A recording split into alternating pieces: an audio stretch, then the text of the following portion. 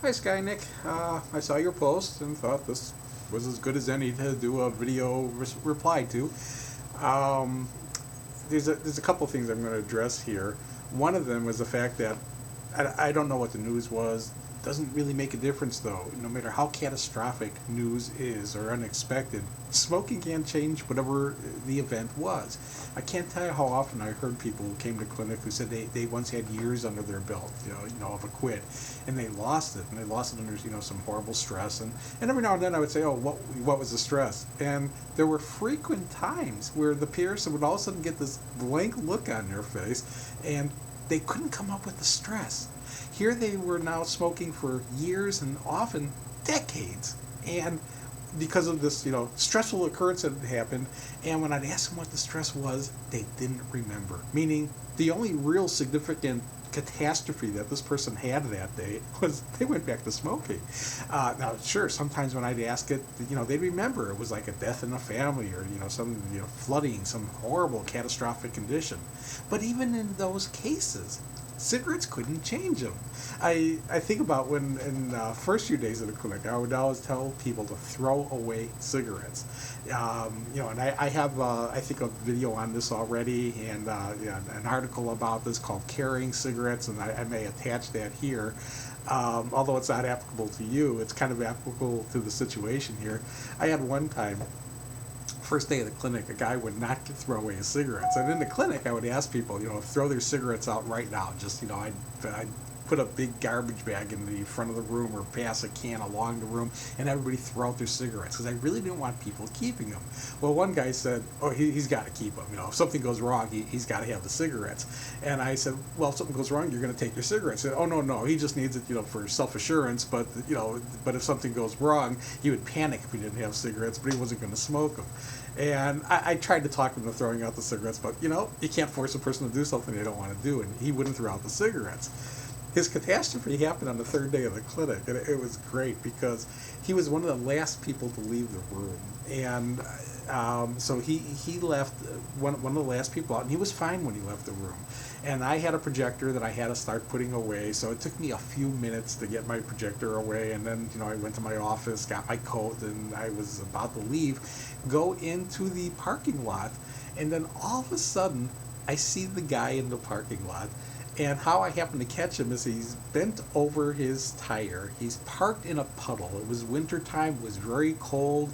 He was in a puddle and he had a flat tire. And literally how I caught him was he was flipping through his pockets looking for the cigarettes. He wasn't going to smoke them, he said, of course, but he needed them around just in case, but he wouldn't smoke them just in case. Well, I happened to catch him in a situation. And again, it was sheer luck on his part that it happened in the parking lot of the smoking clinic. He's flipping through his pockets, swearing at the tire, and he didn't see me coming. And I walked up behind him and I tapped him on the shoulder, caught him terribly off guard. And he looked up all startled, and I'm standing there smiling at him. I said, "Gee, is that going to make your tire round again?" And he looked up at me, and then he realized who I was, and then all of a sudden he realized, here's the situation. He has this catastrophe. What's his catastrophe? He's got a flat tire. He's cold. He's in a puddle. He has to fix the flat tire, or he has to call a tow truck to come fix this flat tire. He's got a real problem on his hand at this point in time. And what was his solution for the problem going to be? Oh, he was going to smoke a cigarette. And again, what was the cigarette going to do for him? It was going to make him stand outside a little bit longer. It was going to delay him either fixing the tire or calling for help to fix the tire. It wasn't going to do anything to solve the initial problem that he was having. It was going to turn him into a smoker again. And I pointed that out to him. I said, come on, what's it going to do for you here? And that's when he finally realized, he had to have cigarettes, he thought, because if something went wrong, the cigarettes were going to somehow help him through it. And it wasn't. It was going to make him go through it a little bit longer and not deal with his initial problem here. And the worst part of it was, it was going to turn him into a smoker again. Another video I have where I talk about this is a guy who had been quit for 3 years, and he now was a smoker again. He said he had a 3-year quit in the past, and he was in the clinic now to quit smoking. And I happened to ask him, when he quit for the 3 years, what happened? How did he lose that quit? He said, oh, he was doing fine. He was doing fine the whole time period, but then he ended up hospitalized with pneumonia, and he said he was never hospitalized in his adult life. He was scared. He was bored. I mean, he had a real problem going on here. He was scared and he was bored. It was his excuse, and so he took a cigarette, and now he's in a clinic to quit smoking. I asked him, how long ago was this pneumonia that you had?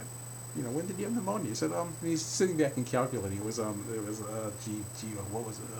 22 years ago. And I looked at him and said, look at this. You've been smoking for 22 years because you were scared one day and you were bored one day. And I pointed out, I said, if you did it because you were scared, or bored, that's one thing. Yes, people get bored in the hospital. If you did it because you were scared, this isn't a smart move. Afraid of pneumonia, so you take up smoking. And, it's, if anything, it's going to exacerbate the pneumonia. It may have increased his odds of even have getting the pneumonia, although he was an ex-smoker now, so that really wasn't a factor. But it was not a smart move. And to show how bad of a non-smart move this was, he was in a clinic now to quit smoking. It was 22 years later. He was there with emphysema. When he was first off smoking and then he got the pneumonia, he had a disease that, while it was scary and made it hard to breathe and put him into the hospital, it was treatable. It was something they'd put him on antibiotics for a few days and hospitalize him, and he'd get better. If it would happen today, he wouldn't even been put in the hospital because of the way hospitals manage things differently. But there he had a temporary problem that was going to get better just with time. What was his solution? He took a cigarette. He now relapsed for 22 years, and now he's in a clinic with emphysema. He's got permanent lung damage. Even if he quit smoking now, he was still going to have emphysema. It was probably going to be less severe, and it was going to progress a whole lot less quickly than it would have if he had not quit now, or didn't pull off this quit. But still, his solution to the problem became a much bigger problem than the problem was. Bottom line is what it comes down to. And the same thing is true for your problem. And again, I don't know what the problem is, but again, even if it was a death in the family, smoking would not change it, and it would just put you at a greater risk of, putting your family into the same situation of having to deal with, your premature death because of smoking. So see smoking for what it is.